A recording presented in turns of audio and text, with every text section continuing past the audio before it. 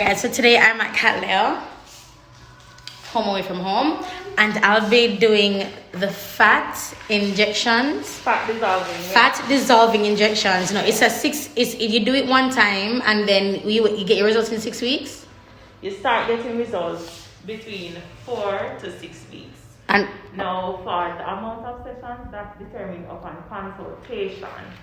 So you can come in for treatments once every 14 days, and persons get complimentary sessions of cavitation in between the time. Oh, that's so smart. Yeah. It's like cavitation session once every 3 days up until the next session. Wow. So I'm going to be starting my first treatment today. I have not been to the gym in God knows how long. My body is not doing what it's supposed to be doing. So let's just jumpstart my fitness with Cattleya. There's a back